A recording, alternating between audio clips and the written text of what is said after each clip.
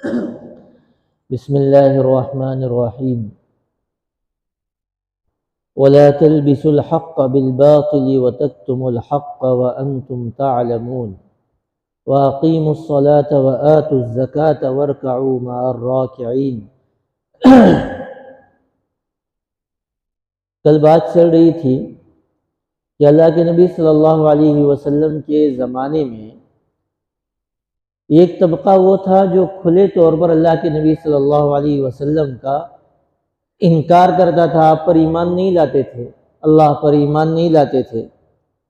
ایک طبقہ وہ تھا جو اہل کتاب تھا، مطلب کیا؟ عیسائی تھے، یہودی تھے، انجیل کو ماننے والے عیسائی، تورات کو ماننے والے یہودی، ان کے نبی حضرت موسیٰ علیہ السلام اور عیسائیوں کے نبی حضرت عیسیٰ علیہ السلام۔ تمام آسمانی کتابوں کے اندر یہ بات لکھی ہوئی تھی کہ آخری نبی آنے والے ہیں اور ان کا نام محمد ہوگا، اور ان کے اوپر ایک کتاب اتاری جائے گی، قرآن مجید، اس پر بھی تم کو ایمان لانا پڑے گا۔ یہودی علماء اور نصرانی علماء اس بات کو جانتے تھے اور اپنے ساتھیوں کو یہ کہا کرتے تھے کہ تم جو ایمان لائے ہو محمد صلی اللہ علیہ وسلم پر، تم نے صحیح کام کیا ہے، تم جمے رہنا اسلام پر، قرآن پر عمل کرنا، لیکن خود ایمان لے کر نہیں آتے تھے۔ کیوں؟ کہ نذرانے بند ہو جائیں گے، حق بات بتائیں گے تو لوگ ان سے دور ہو جائیں گے، انہیں جو لوگوں سے فائدہ مل رہا ہے وہ فائدہ ملنا بند ہو جائے گا۔ بعض مرتبہ ایسا ہوتا ہے کہ لوگ یہ چاہتے ہیں کہ مولانا ہمیں جیسا چاہتے ویسا بولنا، نہیں ہوئے تو یہاں سے ان کو گیٹ آؤٹ کر ڈالتے ہیں۔ ہمیں سب انتظام کر رہے، ہمارے خلاف حلال حرام بتاتے کیا؟ لیکن اس وقت آدمی کو جمنا پڑتا ہے، اور جو جم جاتا ہے وہ اللہ کے حکموں پر جمتا ہے، اللہ تبارک و تعالیٰ اس کے لیے روزی کے دروازے کھول دیتے ہیں۔ اللہ تبارک و تعالیٰ نے اسی کو بیان فرمایا ہے وَلَا تَلْبِسُوا الْحَقَّ بِالْبَاطِلِ، سچ کو جھوٹ کے ساتھ نہ ملاؤ، وَتَكْتُمُوا الْحَقَّ، اور سچ بات کو نہ چھپاؤ، وَأَنْتُمْ تَعْلَمُونَ، سچ کیا ہے تم جانتے ہو۔ اور اللہ تبارک و تعالیٰ نے آگے فرمایا دیکھو جیسے لوگ ایمان لا رہے ہیں، تمہارے لیے بھی ضروری ہے کہ ایمان لاؤ اور حضرت محمد صلی اللہ علیہ وسلم کی اطاعت کرو، اور آپ کے ساتھ مل کر، صحابہ کے ساتھ مل کر کیا کرو؟ نماز قائم کرو۔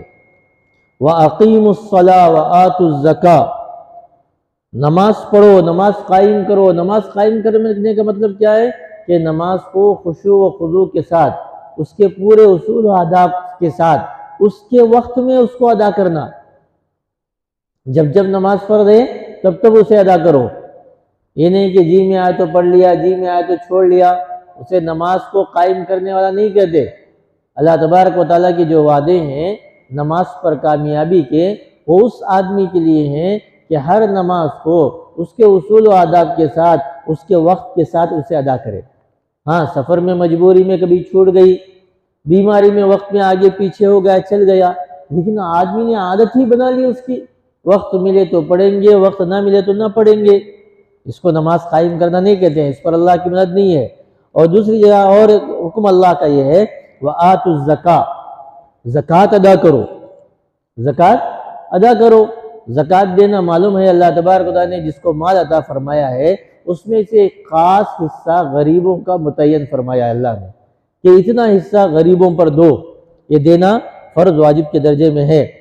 اور یہاں تک کہ فرمایا کہ قیام صلاۃ میں یہ بھی آتا ہے کہ آدمی کو اللہ تبارک، جیسے کہ اگلی آیت کے اندر اللہ تبارک و تعالیٰ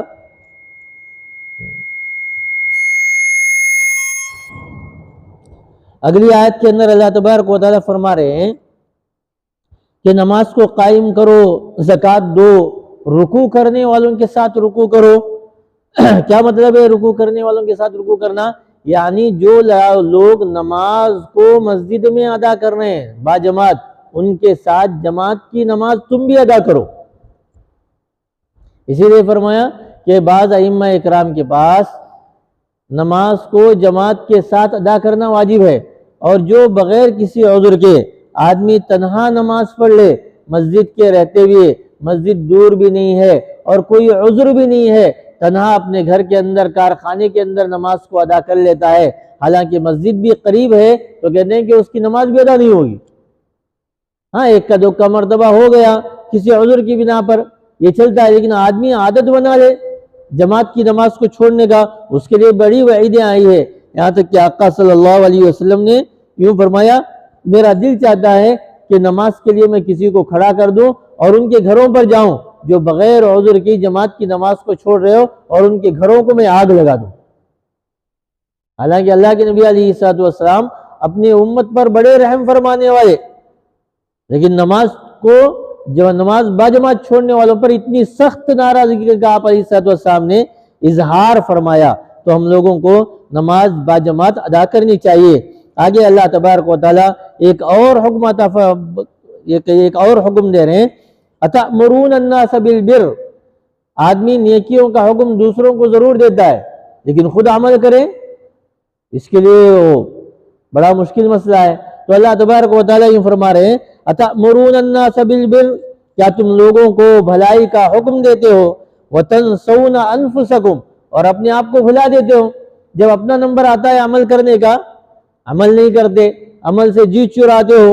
وَأَنْتُمْ تَتْلُونَ الْكِتَابَ، حال یہ کہ تم کتاب کو پڑھتے ہو، یعنی عیسائیوں کی کتاب میں، اور اسی طریقے سے یہودیوں کی کتاب تورات کے اندر یہ بات لکھی ہوئی تھی کہ آخری نبی آئیں گے، ان کا نام احمد ہوگا، ان پر ایمان لانا، ان کی کتاب پر ایمان لانا تم پر واجب و فرض ہے، اس کے بغیر دنیا اور آخرت کی کامیابی کو تم لوگ حاصل نہیں کر سکتے ہو۔ یہ ساری چیزیں لکھی ہوئی تھی۔ اللہ تبارک و تعالیٰ فرما رہے ہیں کہ تم خود اپنے کتاب کے ساتھ بھی تو کفر کر رہے ہو۔ تمہاری کتاب میں لکھا ہوا ہے کہ آخری نبی پر ایمان لاؤ، آخری کتاب پر ایمان لاؤ، تم خود اپنی کتاب کے ساتھ بھی کیا کر رہے ہو؟ دغا بازی، دھوکہ بازی کر رہے ہو۔ تمہاری کتاب تمہیں یہ کہہ رہی ہے، تمہارے نبی کہہ کر گئے ہیں، اس کے باوجود بھی تم اللہ کے نبی علیہ الصلوۃ والسلام پر ایمان نہیں لا رہے ہو۔ افلا تعقلون، کیا تم ان باتوں کو نہیں سمجھتے ہو؟ اور آگے اللہ تبارک و تعالیٰ ارشاد فرما رہے ہیں، وَاسْتَعِینُوا بِالصَّبْرِ وَالصَّلَاةِ، کہ اللہ تبارک و تعالیٰ نے فرمایا کہ اس کے لیے آدمی کے اندر دو بیماریاں عموماً پیدا ہوتی ہیں۔ ایک تو یہ ہے کہ آدمی کے دل کے اندر مال کی محبت پیدا ہوتی ہے، اور دوسرے نمبر پر جاہ، مقام و مرتبہ، میرا سب سے زیادہ جھنڈا اونچا رہنا۔ یہ جو بیماریاں ہیں، کہا کہ اس دو بیماریوں پر جو قابو پا لے گا وہ آدمی کیا ہوگا؟ مال کی محبت کیوں ہوگی؟ کہ جتنا مال آئے گا اتنی اس کی خواہشات پورا کرنے کے لیے اس کے لیے آسانی ہو جائے گی۔ لیکن جو آدمی اپنے خواہشات کو کنٹرول کر لے گا، عادت بنا لے گا، جب اس کے اندر خواہشات کو پورا کرنے کا جذبہ ہی نہیں، نفسانی خواہشات کو، تو اسے مال کی کیا ضرورت ہوگی؟ اب یہ آدمی عادی بنائے اپنے آپ کو۔ آدمی کے اندر گناہوں کی عادت بھی ایسی ہی نہیں پڑتی، اس کے لیے ماحول بنتا ہے، دوستوں کا ماحول ایسا بن گیا کہ وہ گناہوں کے عادی ہے، اس ماحول میں رہتے ہوئے بھی وہ بھی گنہگار بن گیا آدمی۔ گٹکا کھانے والا گٹکا کھانے والے کے ساتھ بیٹھنے لگا تو گٹکا کھانے والا بن گیا، شراب پینے والوں کے ساتھ بیٹھا تو شرابی بن گیا۔ اللہ تبارک و تعالیٰ فرماتے ہیں کہ ہمارے حکموں پر چلو۔ اللہ کا حکم کیا ہے سب سے بڑا ایمان لانے کے بعد؟ نماز۔ جو آدمی نماز کو قائم کرتا ہے اس کے اندر صبر آتا ہے۔ نماز کے اندر دیکھیں نہیں، بہت سے جائز کام بھی اس کے لیے حرام ہو جاتے ہیں۔ روزے میں جیسے جائز کھانا پینا ایک جائز کام ہے، حرام ہے، نماز کے اندر مخصوص اوقات میں سال کے 12 مہینے میں نماز فرض رہتی ہے، اور دن میں 5 دفعہ آدمی کو عادت ڈالنے کے لیے کہ صبر اس کے اندر آئے۔ کیا ہے اس کے اندر؟ صبر آئے۔ جب صبر آئے گا انسان کے اندر تو نفسانی خواہشات پر کنٹرول کرنے کی ایک طاقت بھی اس کے اندر آئے گی۔ اب وہ نماز والے عمل سے آتی ہے۔ نماز کے لیے اللہ اکبر جیسے ہی تکبیر باندھ لی، بات نہیں کر سکتا، کھانا نہیں کھا سکتا، پانی نہیں پی سکتا، غلط چیزوں کو نہیں دے سکتا، ہر چیز کا کنٹرول۔ کہتے ہیں اسی لیے نماز کی پابندی کرو۔